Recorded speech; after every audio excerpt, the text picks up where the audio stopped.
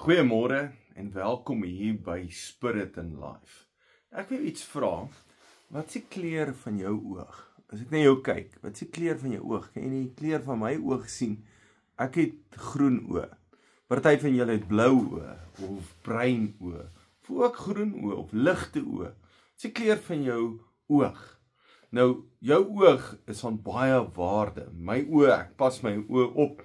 En brille is iets wonderliks, dat jy bril kan hê en dat jy beter kan sien.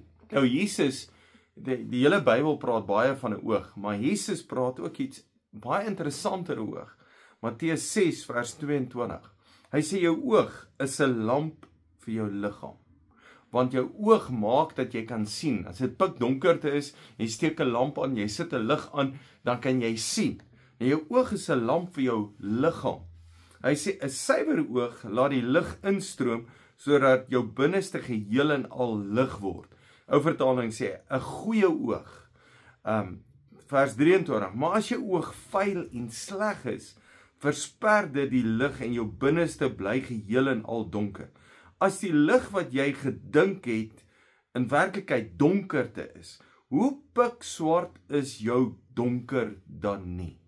Nou praat Jesus hier van jou oog. As jou oog goed of jou oog sleg is. Nou hy praat nie van jou fisiese oog nie.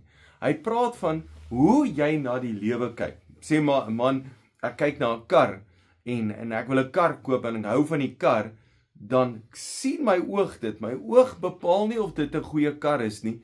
Dis ek wat dit bepaal. Dis ek wat daarna kyk en ek bepaal en ek dink in myself in 'n koreet.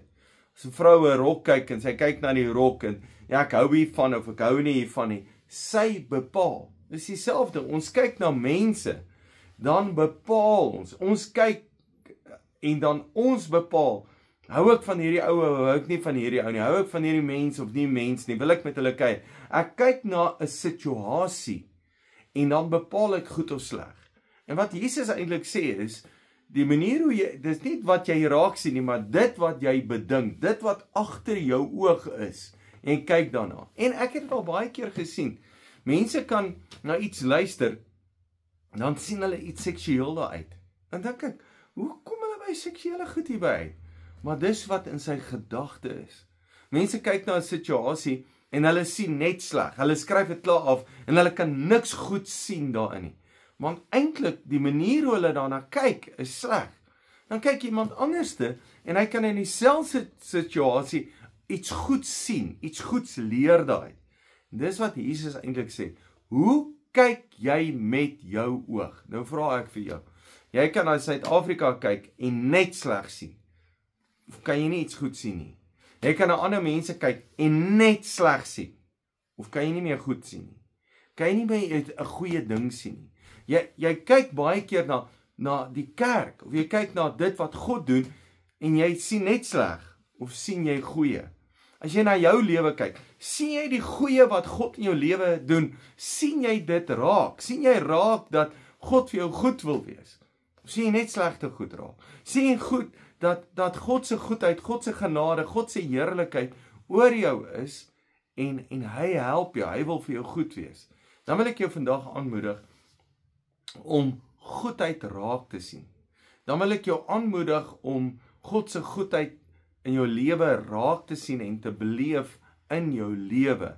En te ervaar dit wat God doen in jou lewe. En te sê, dankie Here dat jy die goeie raak sien.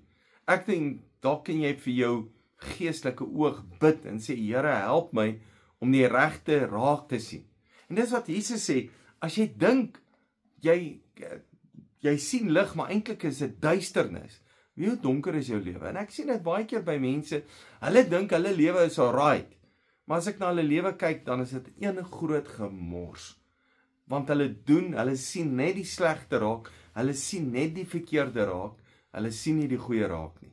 En ek wil jou aanmoedig om vir jou oog te bid en sê, Here help my om die goeie raak te sien in jou lewe. En mag ek die goeie raak sien en sien dit wat God doen in my lewe. Mag ek dit raak sien in my lewe. En ek moedig jou aan hierdie week, sien die goeie wat God wil doen in jou lewe raak. Dankie dat jy luister. Jy's 'n great blessing.